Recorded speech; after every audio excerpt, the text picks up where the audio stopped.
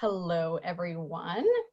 Welcome to our July 8th Accelerate Yale webinar, Diversity in Tech, a conversation with Gary Stewart, co-founder and CEO of The Nest, who is joining us live from London and our very first international Accelerate Yale webinar. Thank you so much for joining us today. My name is Wendy Maldonado D'Amico.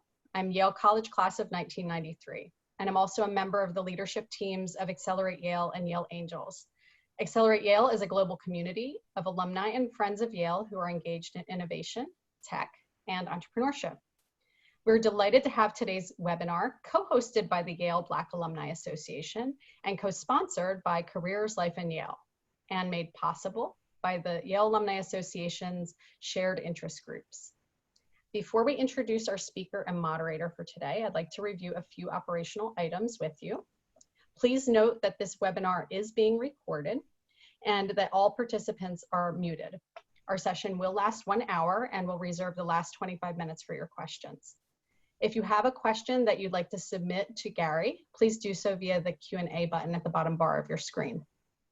And now I have the pleasure of introducing my friend and fellow colleague on the Yale Alumni Association Board of Governors, Regina Bain, who is our moderator for today's session. Regina Bain leads the Yale Black Alumni Association, helped found Drama Community for the Yale School of Drama, and produces the Drama Podcast. She holds a BA from Yale University and an MFA from the Yale School of Drama. She also serves as a member of the Yale Alumni Association Board of Governors. Regina. Thank you, Wendy. And I'm delighted to introduce our featured speaker, Gary Stewart, Yale College class of 1996 and Yale Law School class of 1999. Hello, Gary. Hey, Regina. Hey. So Gary is the CEO and co-founder of The Nest, a mobile app that could be called a masterclass for founders, and has raised more than 1 million prior to launching. From 2014 to 2019, Gary was the director of Wira UK, a corporate accelerator backed by Telefonica, where he invested in 185 startups that raised 265 million and were valued at more than 1 billion.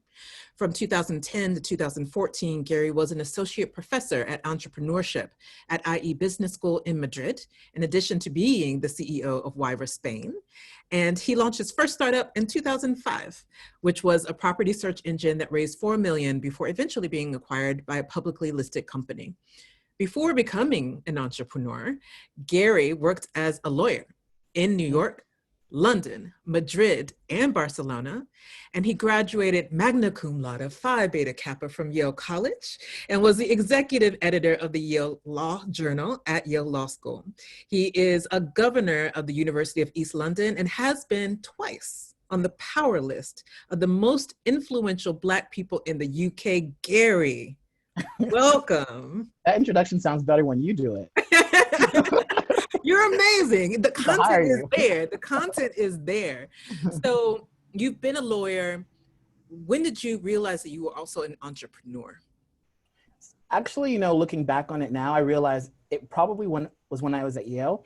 I didn't know what being an entrepreneur was, but I created this organization with Danielle Hawley called the Yale Black Political Forum.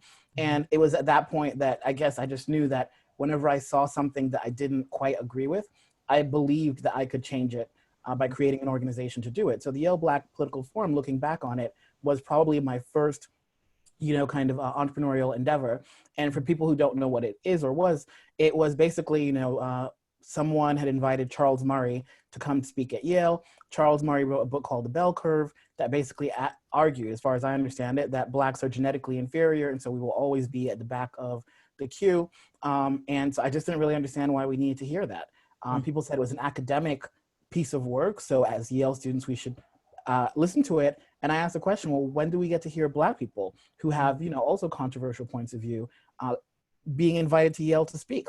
People like Jesse Jackson, Al Sharpton, Sister Souljah, Lani Guinier, Anita Hill. And so we made it our purpose to kind of essentially invite them to Yale so that they can also participate in this kind of larger discourse. I think the first time I kind of heard the term entrepreneur, though, was probably later on in 2005, because, I just knew I wanted to create something. I knew I didn't want to work for someone else. I think I'm the world's worst employee. I shouldn't say that publicly, but I kind of You're the need best. You create, you innovate. That's I the best create, employee. but if someone is trying to stifle my creativity, then I kind of don't always feel, positively about that. So I need the kind of freedom to create and fail on my own, merits or not. But kind of, I just don't like being limited by other people. And so I think in that sense, I've always been entrepreneurial, but I probably really discovered it in Spain in about 2006 and 7. And that was because people started to tell me that I was an entrepreneur. A lot of times you don't even know what you are. You just know what you feel and you do something and then people put a label on it and you're like, okay, that sticks.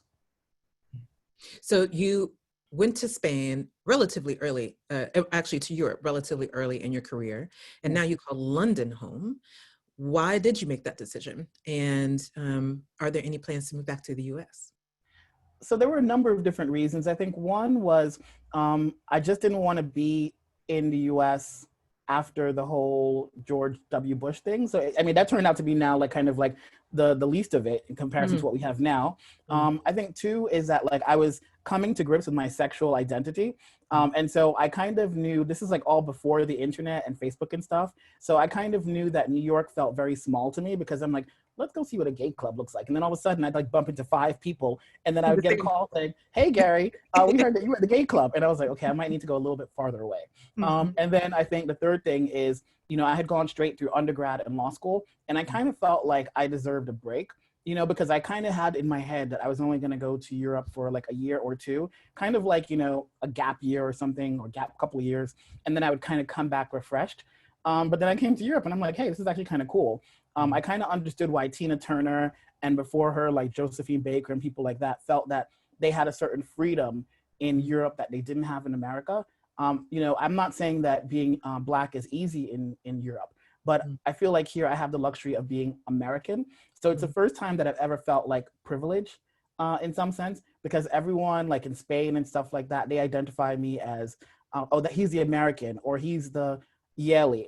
Mostly, I have to be honest, I usually say he's the Harvard guy because I think that Yale hasn't done as good a job of branding itself internationally as Harvard has. So we need to work on that. Okay. But they kind of call me Harvard or the American. And those are kind of like, symbols of prestige. And when else in my entire life did I ever feel like people saw me as something other than the color of my skin? And so for that reason, I kind of said, well, Europe actually feels very comfortable. It feels like they allow you to be something other than Black. And Blackness doesn't have the same sort of like evilness to it that it has in America. Like in America, it's a very, dehumanized term. I mean, obviously there's discrimination here, but I don't think its basis is in the dehumanization of an entire race of people. So you're staying? That being said, Europe is really wonderful. But in America, if you have like really world-class ambition, it's still the greatest place to be. So now, you kind of, everything goes full circle. I mean, in college and law school, they called me like a gunner. And so I kind of decided that I wanted to be an anti-gunner for a little bit and kind of just relax and enjoy life, learn about art and culture and food like the Europeans enjoy life.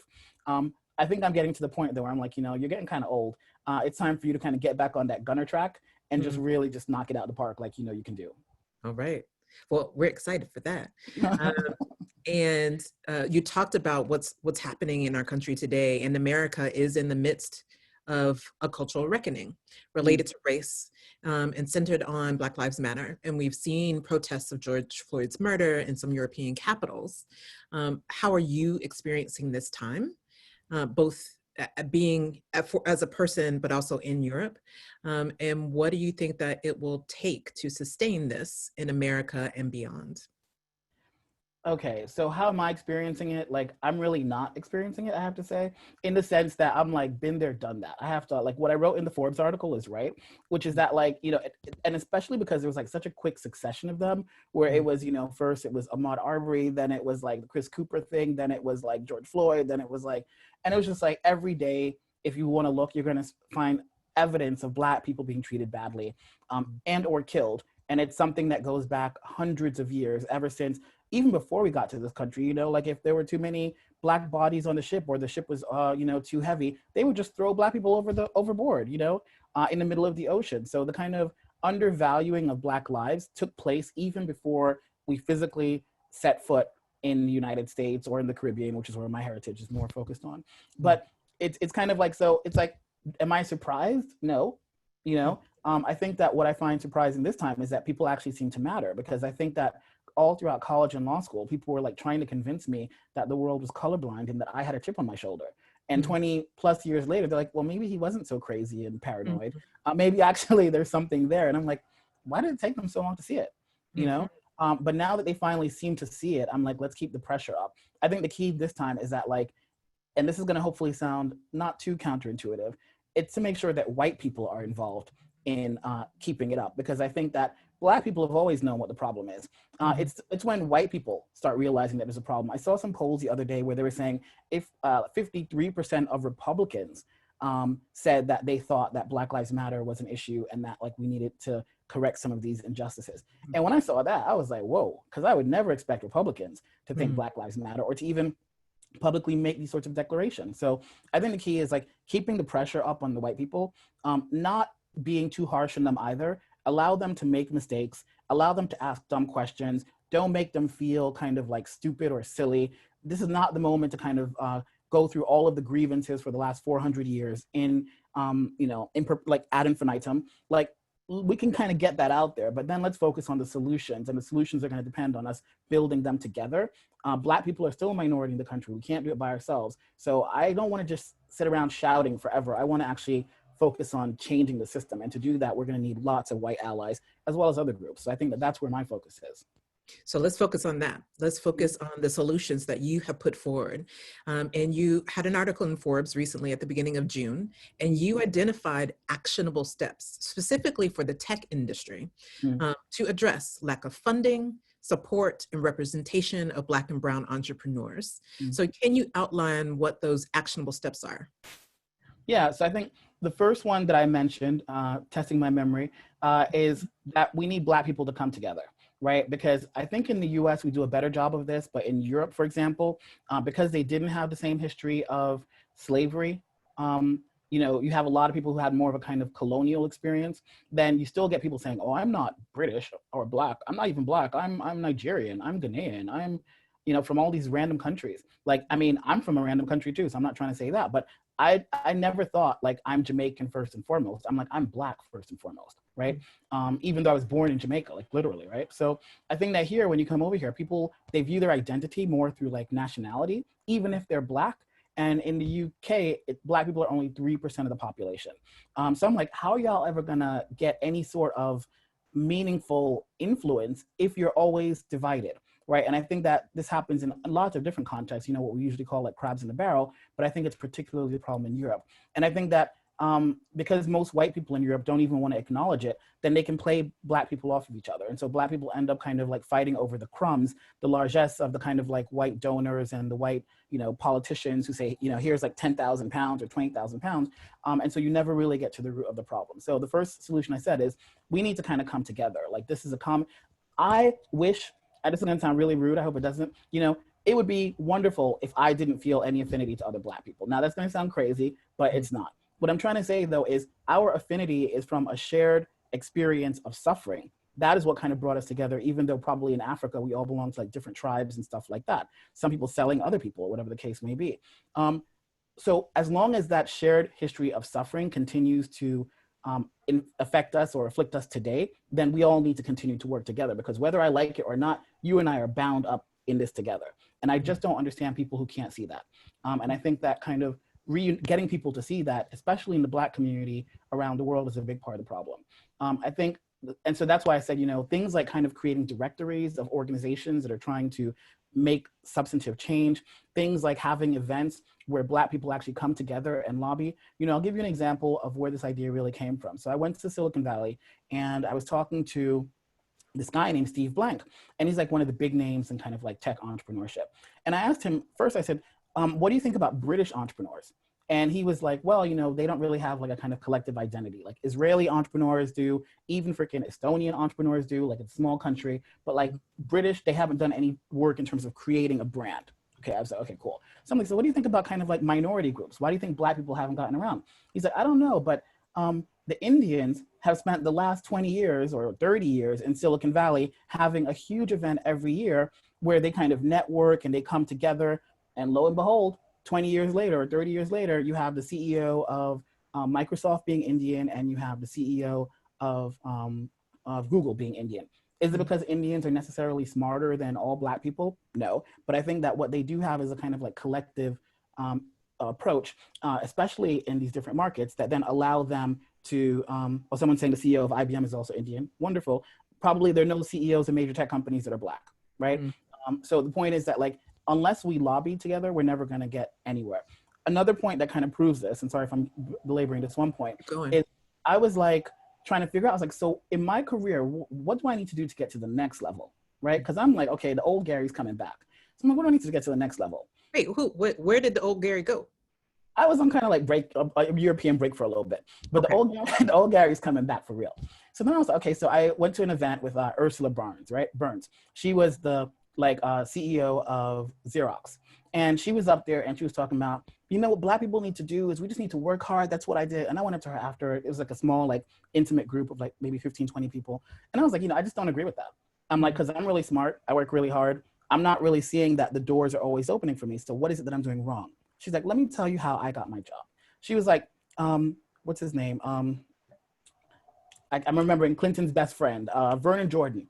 Vernon Jordan was Clinton's BFF, Bill Clinton's BFF. He got on the board of two companies. He got on the board of American Express, and he got on the board of Xerox. Once he got onto the boards, he then pushed that he wanted to see Black CEOs. That's the reason that you had a Black CEO of Xerox and you had a Black CEO of American Express, because someone powerful enough connected to a white person, in this case, Bill Clinton, not saying that's the only source of his power, but it certainly helped that he was the president's best friend or one of his best friends, then got these board positions, and then all of a sudden he used that to open access. So I think that's my thing. The only way for us to kind of open any of these doors is by doing it together. And we just need to kind of stop the crabs in the barrel approach, or just accepting crumbs from, you know, rich white people. I mean, at the end of the day, we need to kind of demand more. The second point that I made was we also need to stop allowing for diversity to become conflated with white womanhood, and usually kind of upper class white womanhood, right? Because I've been at conferences, or I've even been up for positions where people have said to me, oh, you know, Gary, you're a really wonderful candidate, but we really are looking for a diverse candidate. I'm like, let me get this straight. I'm an immigrant who grew up in the Bronx, who's gay, and I'm now living in the UK, and I'm Black, and I don't count as diversity. And so in Europe, I don't know if it's in the US because I haven't lived there long enough, but this idea that diversity is somehow the unique domain or province of white women, and not even all, because they'll just say it's women, but it's not women, it's white women. And it's not even all white women, it's white women from a certain academic or social class. And so I think that that's problematic. And so we need to kind of— How did that come to be? Because, you know, I was reading a report about kind of venture capitalists, and they were looking at kind of diversity. And what they found is there's something called the daughter effect, which is that, like, if a partner, a male partner, because usually they're male partners, if he has a daughter, there's a 25% increased likelihood that he's going to then support kind of other female partners or invest in female startups, something like that, right? You can call it the Ivanka Trump syndrome. Donald Trump is as sexist as you can be. He's talking about grabbing people by the whatever, you know, but he promotes his daughter, right? Because he loves his daughter. What he doesn't have are Black people in his family. So, you know, he's never going to really relate to Black people. Now, if he had a gay person in his family, we can then kind of use the analogy to Dick Cheney. Even though you might be like this arch conservative, once you find out your daughter's gay or your child is gay, that changes your whole perception of gayness. So I think that other groups have an ability to kind of say, well, I'm like you. In fact, I'm part of your family. Don't cast me away. That we, people of color, don't generally have necessarily unless they intermarry. And then that might change something, but like that's still kind of not enough of a phenomenon in the US, right? So I think the second thing is like diversity can't just be about white women. Even though it makes white men more comfortable, it can't be only about white women and white women that are part of their family groups or their networks. And then I think the third bit, well, I'm just gonna go to the last one, which was put your money where your mouth is. Like, I don't wanna sit around chatting forever. Like, I love to talk, but I like money more. And money is what makes the world go round, right? Especially when the problem for most Black communities is the fact that we are economically disempowered by systemic racism over time, right? Whether it started with slavery or goes through redlining or whatever it is now, the criminalization of Blackness all of those things kind of mean that we're economically disempowered. And so the answer, unfortunately or fortunately, is that we need some cash. So everyone that says that they're really supportive of Black people, I'm really happy to talk about their feelings. I'm much more happy to talk about, or much happier to talk about how they're actually going to turn those feelings into actions that then change the balance of that economic inequality with the Black community. So I think those were the three main ones that I kind of focused on. Yes. And there was one more around data. Oh, yes. To data. Yes. Do you want to say something about that? Yeah, so the last one is about data, because the thing is that in Europe, they don't even collect data about race. So actually, Stacey Abrams, another one of kind of our Yale sisters, she came to visit, and we were at 10 Downing Street, and they were kind of talking about like this, the race equality charter or something that they were doing. They were just starting to collect data about kind of like the disparate impact of different things by race. The flip side of kind of the fact that Europe is so comfortable for Black people to a certain extent, is that they just don't like to talk about race. And then the Black people here don't seem to like to talk about it either. So it's this kind of like very polite environment where you don't have to worry about getting shot by a cop, but you're also never really able to talk about the fact that there are injustices that are happening to you based on the color of your skin. And part of that is the fact that they just don't collect data about it. And I think in the majority of Europe, it's actually illegal to collect data unless you specifically get the opt-in option from the people in that you're reporting on, because these are kind of categories that they say should not be categorized. So I think that that's the reason why I said that we need data, because if we don't know the extent of the problem, if we can't measure it, we can't fix it. Is there data available around gender? Yes, of course. Specifically about race? Specifically about race. Be access. Fascinating to me. I'm curious about what you think on that point around creating funding. Are you familiar with Robert Smith's call for 2% of corporations to go to funding ventures by Black and Brown people? Are you familiar with that? And if so, what do you think about that? Yeah, and I've read the article. I mean, I can't say I know, I just read the article once, so I can't say I know kind of all the nuances of his thought process. But I think proposals like that kind of say it's now important that companies put their money where their mouth is. And we're not talking about kind of, wholesale reparations, because I think that becomes like a lot more controversial to some people. But I think that kind of just saying, okay, well, because it is a really good point though, right? Like when I was working at Telefonica, people were willing to say that we should put a certain amount of our money to charities or corporate social responsibility or whatever the case may be. They were happy to kind of donate a certain portion of the budget to good projects, even a certain percentage of the project or of the budgets to kind of, I don't know, work-life balance, you know what I mean? Like Google's 80-20, we need people to kind of, we're willing to spend money so that you get the massages and stuff like that. But then when you're like, but can you spend some of that money on the Black community or on addressing past harms? People are kind of a bit more, well, why would we ever do that? That's an illegitimate concern. So I think it's a really good point that like, yeah, of course, companies choose how they spend the money, and not everything is focusing on income generating activities. So if you really do believe that this is a problem, here's a chance to fix it. And so what has been the reception to those ideas, to creating funding, to accessing data, bringing people together and creating databases? What has been the reception? Are there any piece of those ideas that are moving forward right now? So yeah, so the first one, this idea of a big conference, we're talking to an event called Startup Grind in the US about doing kind of in September, they're going to do something called London Tech Week, which is about celebrating London tech. And I proposed, well, why don't we do an alternative London Tech Week? Well, we'll have like a separate track, which is about focusing on underrepresented founders with a very great focus on Black founders in particular that usually aren't even invited to speak on panels. And people then say, oh, they don't exist. There's a pipeline issue. We're trying everything that we can, but they just don't exist. So what we're going to show people that we do exist, and we're going to do it both in the US and in the UK, and maybe a few other countries, and we're going to just stream it. So that's the first thing that's happening. When is that happening? September 2nd to 10th. The exact dates we're working out now because we're trying to get the speakers. But yeah, I'll pass that around, which is this idea that let's have a week focusing on Black entrepreneurs. Why not? Right? Yep. We spend the rest of the year focusing on everybody else. And then I think the second thing that's come out of it is, SoftBank. 3 people from SoftBank actually reached out to me because soon after, actually in the article itself, like the day I was writing it, they kind of put together a $100 million fund only to invest in underrepresented founders. So they've actually reached out to me and they were like, okay, so we like your article. Tell us what it is that we can do. And then at the same time about the data point, there's an organization here called the British Business Bank, which is kind of like, what people in the US, most venture capital is funded from like private sources. In Europe and most other spaces, venture capital is funded by government money because they're trying to kind of inorganically create these ecosystems that don't happen naturally. So the British Business Bank is kind of like one of those big funding organizations for venture capitalists in Europe. They reached out and they were like, okay, so how can we work on the data question together? But they acknowledge that issue as well, which is that like, we're technically not supposed to be collecting this data, so that kind of creates an issue. And then there's also the issue potentially that like, there are pockets of the population in government or otherwise that just don't want to see that data. You know what I mean?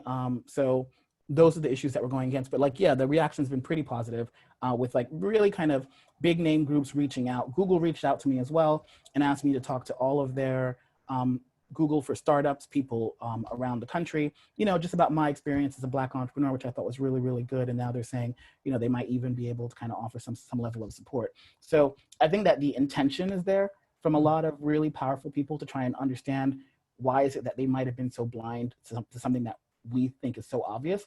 I think, again, the first part is to help to educate them. But then the second part is we need money and we need opportunities. That's what we're missing, not the ability to talk. Yes. So I appreciate the very concrete steps that you put forward in the Forbes article. And it's exciting to hear that there is movement, and we definitely want to get the word out about that. The other piece that we want to get the word out about is the Nest. So this is what you have launched, and would love to know what the Nest is, what inspired you to launch it, and what can we expect to see in the next 6 to 12 months? Well, no, thank you for that opportunity to talk about the Nest. I mean, I think the first part is that when Stacey came to visit me, I saw kind of like what she was, Stacey Abrams. So I saw what she was doing, right? And I kind of really admired the fact that she'd always stayed true to the course, because it's really easy to just sit on the sidelines while you're living like your really nice, comfortable life and talk about injustices. It's another thing to kind of put yourself out there and actually fight it on a kind of daily basis, even though they're insulting you. And I thought, well, maybe I need to have a little bit more courage. Like this corporate life, it's not really for me.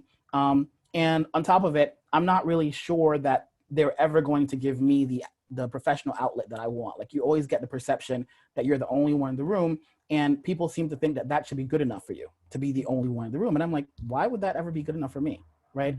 So I think that part of it was eventually I was like, if I really want to get my career to the next level, I need to kind of take back control of it, and I kind of need to create my own startup.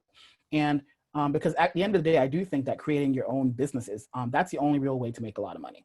Like, I think working for other people, like, yeah, some people get really lucky to kind of be in the right company and then get like lots of stock options and stuff like that. For the vast majority of people, that's never going to happen, especially if you're Black, brown, or female. So the only way to kind of create your own empowerment is to kind of create your own business and sink or swim based on your own abilities, not based on someone else's prejudices. So that was kind of the logic. And then I was like, talking to people and they're like, so if you created your own business, what would you want to do? What's the thing that really you're most passionate about? And I realized that those 8 years at Wyra, what I saw is that like, it's impossible to get funded almost if you're Black. I mean, people are saying that, you need to be a unicorn, but Black people are the unicorns of unicorns of unicorns. Like Black women, I think get like 0.006% of funding, or got 0.006% of funding over the last decade. Black men, or Black people more generally, get like about 1% of venture capital funding, even though we're 13% of the population. Latinos would get about like 1.8%, even though they're about like 18% of the population. Women, female-led companies get 2% of all funding, even though women are between 50 and 52% of the population. Who gets all of the funding? If you went to Harvard or Stanford, 40% of the venture capitalists in America went to those two schools, right? There are 7 Black people in the entire country, the entire United States, 300 and whatever it is million people in the country, 13, I think.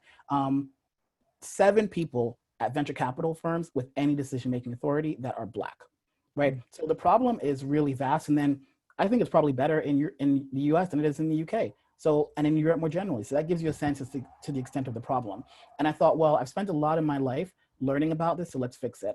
And I thought the way to fix it was by using technology to democratize entrepreneurial education. You know, Y Combinator is really wonderful. And the guy who's running it now, Michael Seibel, he's a Yaley as well. So that's also cool. And he's Black, amazing. But they really only focus on cohorts of of small numbers of people. Like in their case, I think they do hundreds, but most accelerators and stuff like that will be focusing on cohorts of 10 to 20 people. And I'm like, but that's just a waste. If you're gonna make all that effort, you might as well open it up to as many people as possible. And while you're at it, try to make sure that you're opening it up to the people who are normally excluded. Not because they're less intelligent, but just because sometimes they don't know the rules, or sometimes they just don't have access to the right networks. So if I can kind of do all of that through an app, then I can kind of really change the world and hopefully make a lot of money too, because I do believe in the two things. So that's kind of like, that's kind of what we're up to. I like it. I'm going to change the world and make money too, because both can happen. Exactly. So what is the Nest in particular? And how can people engage with it? How can this community support it and support you? So thank you. So we're in private beta. I think I will send the links around on the chat so people can see. But if you've ever seen Masterclass, have you seen Masterclass? You must have seen Masterclass. Yes, Serena Williams will teach you tennis, or yes. Jodie Foster will teach you filmmaking. Meryl Streep will teach you acting. The idea is, why not learn from the very best in the world? And I think that we as Yaleys kind of don't recognize the extent to which that is really the value of our education. Well, there are two things. One is that we had the luxury of learning from the people who wrote the books, not the people who read the books. A lot of people aren't that lucky. They read from the people who, they learn from people who read the books. And I'm like, why would you ever want that? I think a lot of education around the world, especially entrepreneurial education, are people who've never done it. It's people who just kind of see it and think that it's easy, and so they're masters all of a sudden by osmosis. I think a key tenet of what we're saying is, I want to learn about entrepreneurship from someone like Stacey Abrams that created like 7 companies and 3 organizations. And I want to learn about the resilience that she had to kind of overcome losing an election in a way that some people think was unfairly taken from her, but then still be able to kind of use that to kind of create organizations meant to address the very problems that she wanted to address. Before we got into this chat, we're talking about the artist as an entrepreneur. I want to hear about artists and the fact that, artists really have to think about, businesses. I mean, most of them, or a lot of people don't think about businesses, but artists are entrepreneurs as well. A lot of times they're what am I looking for? Monetizing their brand and their talent, right? And they have to kind of create teams around them that help them to do that. So we have to think about that. I want to think about the barbershops as entrepreneurial ventures as well. Why aren't they using social media more? Why aren't they using, because sometimes I go to the barbershops in the UK and I see that even if it's a Black barbershop, it's been owned and created by, like in this particular case, Turkish people, right? Or Indian people. And I'm like, but why can't Black people own their own barbershops? I mean, if you're going to do all the work, but it's because sometimes the kind of educational bit there, or the access to capital or to networks aren't there as well. So the Nest is essentially masterclass, the same concept, but we're focusing it on entrepreneurship. Let's go out there and find the people who are the best in the class, the people who could write the book, to teach this to the people who want to be like them, making sure that on both sides of the coin, there's diversity, so that we are telling the stories of people like Stacey Abrams, like Ava DuVernay, like a lot of other people are probably not recognized as entrepreneurs. And at the same time, let's also make sure that we specifically make an active effort to distribute it, not only to the typical tech entrepreneur, but to everyone else as well, including the people who we mentioned before, excluded, the women, the minorities, LGBT, et cetera, et cetera. So think about, that's why we say it's like masterclass, but focusing on diverse founders. I'm so excited for this. And I want to remind everyone that you can submit your questions into the Q&A function. In a moment, Wendy will come back and facilitate that part of our conversation. Welcome back, Wendy. And as I get ready to transition, a quick logistics question, timing question for you. What was the time between when Stacey Abrams visited and said those things that made you think, maybe I need to be more courageous, and now? What was the time between that moment of ignition and the Nest coming together? So Stacey came to visit me for about a week in March 2019. And I think that by November 2019, my last day at Telefonica was the 29th. And I literally remember we were taking the taxi back after like a kind of fundraiser for Fair Fight Action and the different companies that she has. And she's like, Gary, I see what you're trying to do. And no matter what you want to do, you have my support. And I kind of thought, so she sees what I'm trying to do. Maybe I need to see what I'm trying to do, because I'm just doing a whole bunch of stuff. You know what I mean? But sometimes you need that outside perspective to be like, oh, okay, that's what you're trying to do. And I'm like, oh yeah, I guess that is what I'm trying to do. You know, so it goes back to what I said before. Sometimes you just need that outside view to give you that validation and a little bit of a push. And in this case, like Stacey's coming and just seeing kind of like the way she didn't allow herself to be sidelined, relegated, forgotten. And she just had this kind of like inner drive to change things and to tell everyone else basically like, F you. I was like, I need a little bit more of that in my life too. And you made it happen, I think, relatively quickly. So Yeah. and I'm going to pass it off to Wendy to continue. Excellent. Thank you so much, Regina. So we're getting a lot of great questions. I will just want to preface this next section by saying we're going to try to get to as many of these questions as possible, but please know we might not be able to get to all of them. So one of the first questions that came in was around law firms and their efforts to make more progress in terms of recruiting more people of color. This person is now a recruiter. They used to be a lawyer, and they're placing a lot of attorneys in-house and as general counsel, and a lot of women. Do you have any ideas on how law firms could make more progress to open doors for people of color and Black people in particular? Yeah, I mean, I can only talk about my experience working in a large corporate. I would say that some, you know, and like I said, I haven't lived in the US for a while, so this may all be kind of, you know, but my honest feeling is that like, if you want to make people feel welcomed, then it's not that difficult. And one of the things I did say in the article that I wrote is a lot of the same techniques that people are using for women, if they applied them to minorities, it would work just as well. You know, or the things that people have applied to kind of make gay people feel more comfortable, if they applied it to Black people, it would work as well. I think that the underlying issue though is that in these other groups, okay, so with gay people, there was this like assumption of perversion. With women, there is a presumption of kind of like, you know, inferior status based on, you know, whatever, giving birth or whatever.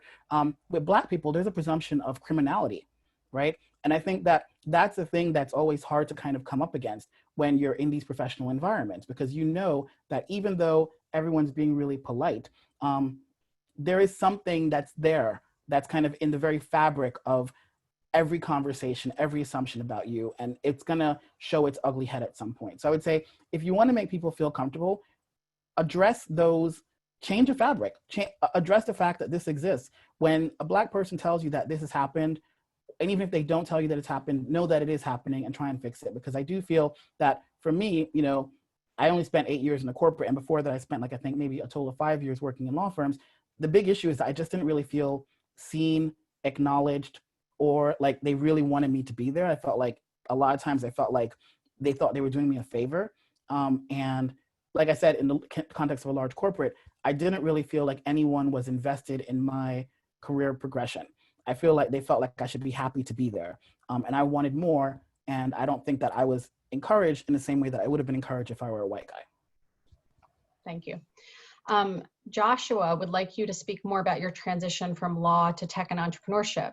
He says, as a law student, I'm interested in having a similar trajectory, and I want to know the skill sets that I need to have a successful transition. Can you speak to that? Yeah, so part of the reason that I left law is that I always wanted to do litigation, and I don't want to be rude, but I thought corporate law was really boring. I thought that kind of like, I was like, why did I study so hard to basically do this? This is like, anybody can do this. And I wanted to do something that anybody couldn't do. Like, so that was kind of a large part of the reason that I was just like, this is not going to be for me. And the other bit, and they asked me recently to be on this kind of like, or they're asking me to be on this kind of like law council in the UK to talk about how we're going to reform law. The other bit is that like most lawyers don't understand how businesses actually work. So even from like an intellectual point of view, you're working with like standard forms and templates that some partners or group of partners have come up with. But most junior lawyers, at least when I was a lawyer, didn't actually understand how business works. I do feel like the reason I transitioned is I was like, well, first of all, how can you write about something that you don't really understand? How can you do a contract for something you don't really understand? And secondly, it felt like the business people were having more fun because they were the ones that were actually creating stuff. So I think that there are going to be more opportunities for people to kind of do that intersection between law and business. Good plug for the Nest, because one of the people that I interviewed is a law colleague of mine called Dana Wagner. We went to law school together. Really smart guy. Soon after kind of working as an assistant U.S. attorney in New York, He went to Silicon Valley. He started working at Google back in the early 2000s, then transitioned to become general counsel of Square. And now he's the basically general counsel or chief legal officer of Impossible Foods. So he's found a way to kind of, and in the video, he does actually talk a lot about like the transitions because he's still a lawyer, but he's working as a lawyer within the context of an entrepreneurial venture. And I think he probably thinks that that's a little bit different. So yeah, I would say watch that video, but you can do it. The most important thing is to remember that the key to entrepreneurship is solving problems, and probably good lawyers should solve problems as well. And as long as you're focused on problem solving abilities, then that's a transferable skill, whether it's in business or in law. Excellent. Brooke would like to know if you think it's a detriment or a good thing that Europe does not collect data on race. It's a bad thing because it allows them to sweep it under the rug. The numbers that came out, like I think the other day, were that 50% of Black people in the UK are in poverty. Part of the, so 50%, 1 out of every 2 Black people in this country. Because of the Black Lives Matter movement, now all of a sudden, statistics like this are starting to come up because people are taking the lead from the US. This is one area where the US is leading. Probably before that, it wouldn't have been as newsworthy, so it wouldn't have even been discussed. And I think that that's a problem. If you have half of the Black population in poverty, how are we gonna fix it if we don't even acknowledge it? Thank you.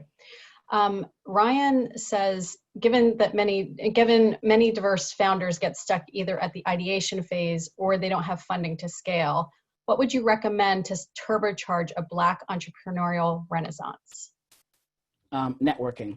The key to this entire thing is what I said before about Ursula Burns.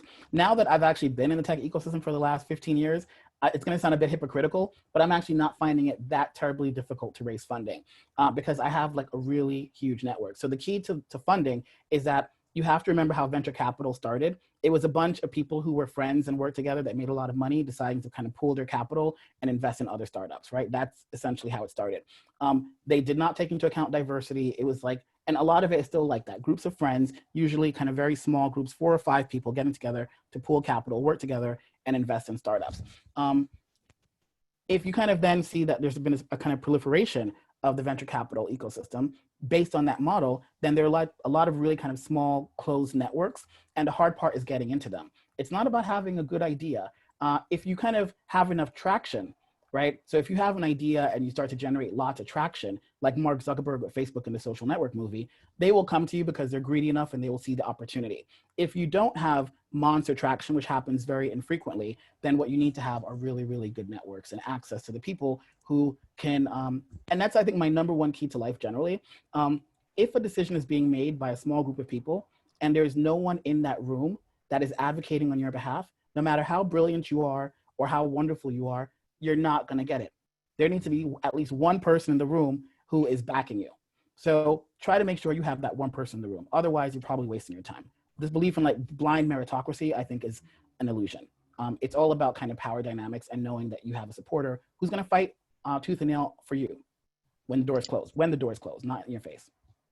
This is actually a great segue into a question from Hector.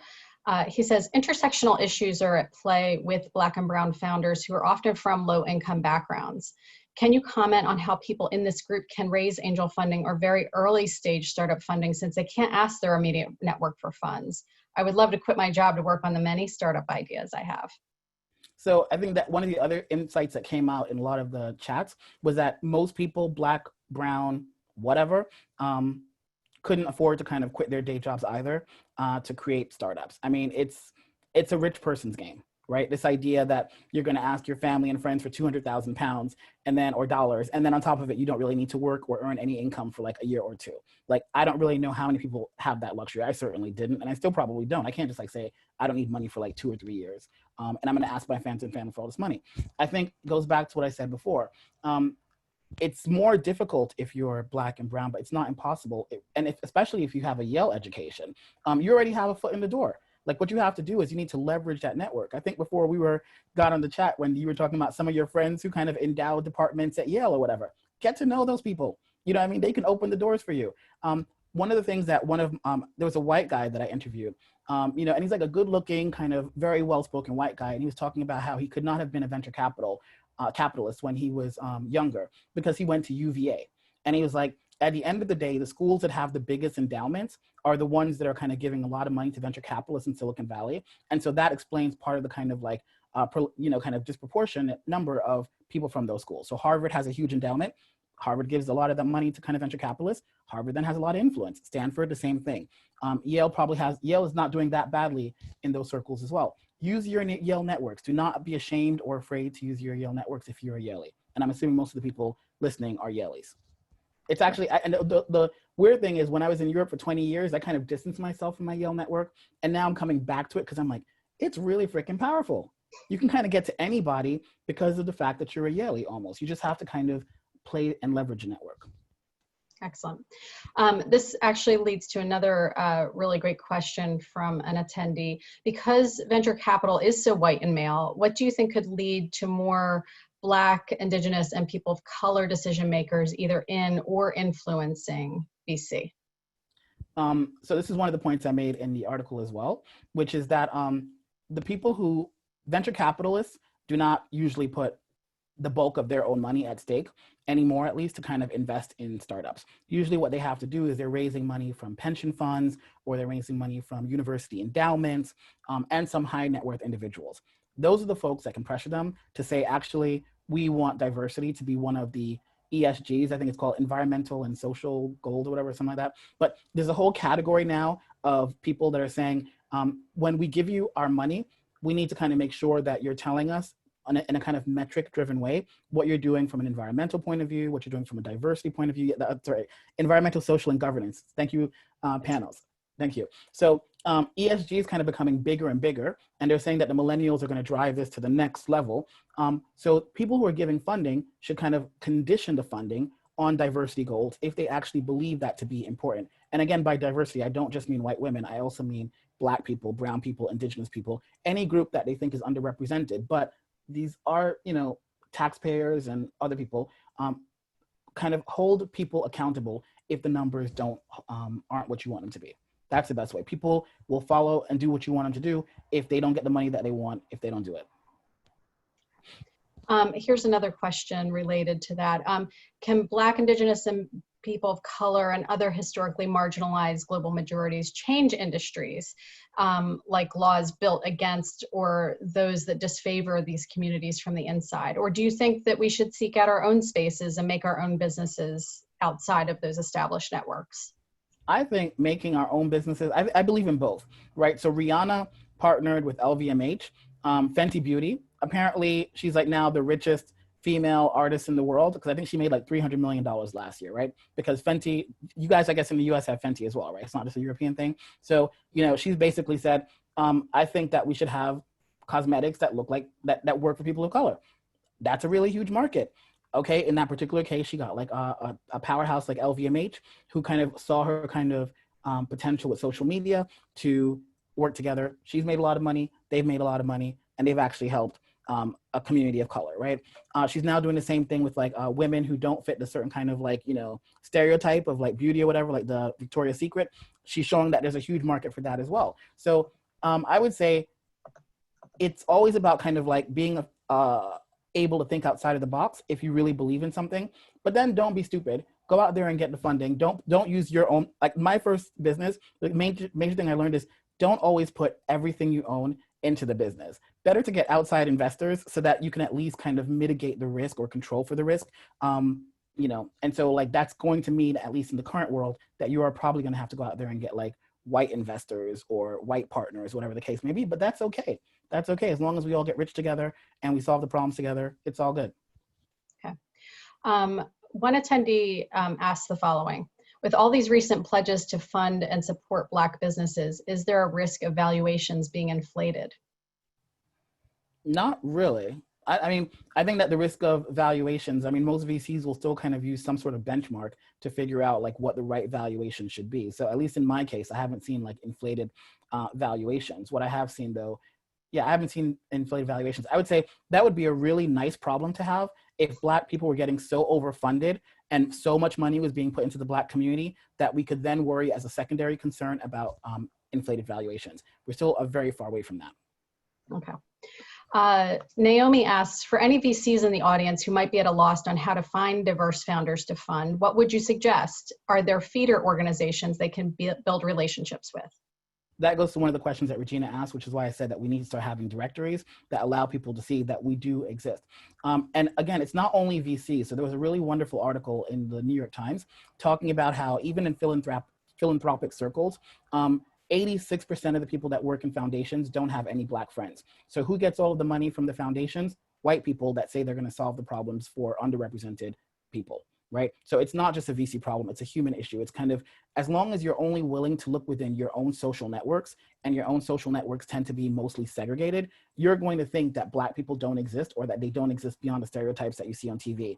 So one thing is, get out, get some Black friends. I really mean it. Get some Black friends, meet some Black people. Stop watching TV and thinking that's the only place that we exist, in your stereotypes or in the stereotypes of television and culture.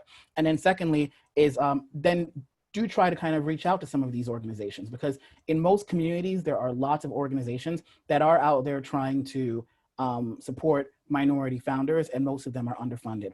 And I think the third thing, and I don't mean this to sound patronizing, is recognize that they may not speak in the same language that you're going to speak as a Harvard or Yale educated venture capitalists. I think a large part of the thing is that, like, when I talk to the business people in the barbershops, they understand the same thing that we're talking about. It's just like a different vocabulary: customer acquisition, lifetime value, marketing. I'm like, okay, so how do you get someone in the door? You know what I mean? How much do they charge, and how much does it cost you? If I use like simple language, then they get it and they can be like really good on it. But not everyone kind of grew up with this fancy language, and it's not a Black person issue, even though I think a lot of people might think of it that way. When I was talking the other day to a venture capitalist, a young white woman, and she was saying to me, Gary, can you create the nest for VCs? She's like, because I, as a woman, when I was getting to VC, I didn't know any of these terms either. I had to go look them up on Google and that kind of stuff. So, but I think that Black people and women are held more accountable, because the moment that you betray that you don't fully dominate the area, people use it as validation of the fact that you shouldn't be there. So my thing is, be patient and recognize that, like, a lot of people don't actually know these terms, and it's okay, but they may still have really good ideas and be really wonderful entrepreneurs. Okay, we have time for maybe 2, maybe 3 more questions if you're succinct.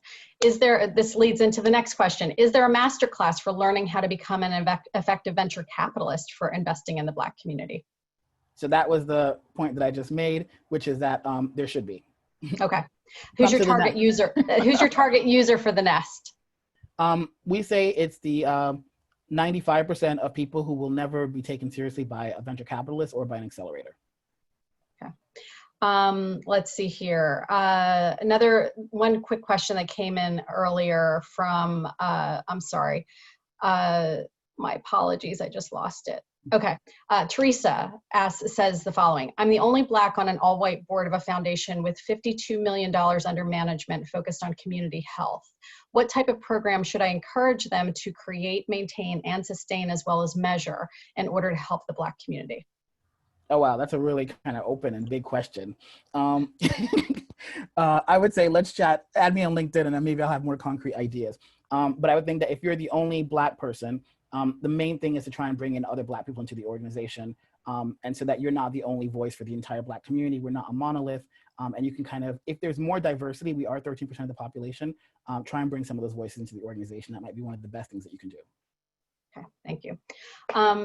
Another question from Joshua. How did you go about building your team for the nest after you left law?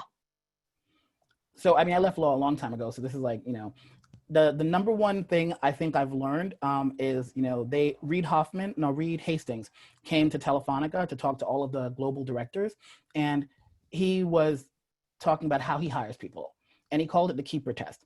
And he said, when someone comes up to you and says, I'm thinking about leaving, just remember what your initial reaction is. Do you say, oh my God, is it fear and say, I cannot let that person go? Or is it ambivalence? If it's ambivalence, pay them what you need to pay them to get rid of them. If it's fear, pay them whatever you need to pay them to keep them. The only people that should be on your team are the people that you'd be afraid to lose. Anybody else is expendable and a waste of your time. And that sounds really harsh, but that's the way I go about the nest. You need to kind of create, I don't know if you saw Michael Jordan, The Last Dance. You might be the most amazing basketball player once in a lifetime. If the team around you can't perform at the same level, you will never win the championship. And that applies to basketball as well as to entrepreneurship. So only focus on the people who are keepers, get rid of everybody else. Okay. At least at the beginning. Okay. Earlier you talked about how the decision makers who are making those investments are often in one room, and you just need to find that one person in the room who will be your advocate and who believes in you. Ashley would like to know how you find that one person in the room who will stand up for you and say, you must invest in this person. So I'll tell you how I'm doing it now, because I'm actually fundraising as we speak. Use your network, right? So if I speak to an investor and I don't really have like a very warm relationship with the investor, but I know that, for example, they have a portfolio company and the founder of a portfolio company is one of my friends, I will say, would you be willing to call up that investor and kind of put in a good word for me, right? If I know that there are other investors that are friends with them, because they're always going to see me as wanting something unless we're already friends. And even if we're friends, they're still going to think I want something, because they're kind of always on the presumption for venture capital is no. 99% of the times they have to say no. So the presumption is no. Getting to yes requires you to kind of get within their circles and their heads, so that someone who's actually a friend who they're not defensive about is actually saying, you should really take a look at this guy. And I found that helps. Of course, when you get the opportunity, you need to deliver. Do your research, make sure you know exactly. I'm trying to find everything about the person. I will follow them on Twitter, LinkedIn. I need to know about their family, their hobbies. I will watch videos of them on YouTube where they've given talks, so I can kind of get a sense of their tone and their feeling, so that when I go into the interview, I'm ready. But I need the two things. I need the kind of very warm intro, and then I need to make sure that when I meet them, we are going to become best friends really quickly, because I know everything about you. I've stalked you. Okay. I'm going to just give you one last question, then we're going to wrap up here. Dwight would like to know how we as Black, Indigenous, and people of color can influence and change established policies and perspectives of the establishment, the people who are making the decisions in these areas. How we change the views of people who make decisions? It's to better, how can we influence the established decision makers? How can we as Black, Indigenous, people of color influence the established power structure so that they can then turn around and better serve these communities?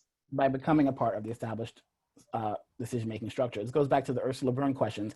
If you want to have Black CEOs, make sure that there's a Black board member powerful enough to push it through, like Verdon Jordan did for Ursula Burns, and also then for Kenneth Chenault at American Express. If he had not been there, no matter how brilliant they had been, those jobs would have gone to white people, as they always have been. So make sure that you have Black board members, and if you are a Black board member or a board member from another underrepresented group, when you get in, don't try and pull the ladder up behind you. Remember that part of the reason that you're there is to kind of help other people get in there as well. And that's the way you change organizational culture, not by one person having some sort of messiah complex or some group of white people having a paternalistic messiah complex, but by changing the color and the culture of the organization from the inside and the bottom up and the top down. So it has to be top down, board to the bottom. But if you only have a Black person in the board, the rest of the organization doesn't really see the board ever. So you also need to make sure that the rest of the organization, including the middle managers, are also diverse as well. And that's how you change organizational culture. Excellent. Thank you so much, Gary. Okay, we're going to stop there. We're going to wrap up. So I just wanted to thank Gary so much for this conversation. It was absolutely fascinating. Really grateful to hear all of your insights on this topic. And Regina, thank you for your skillful moderation.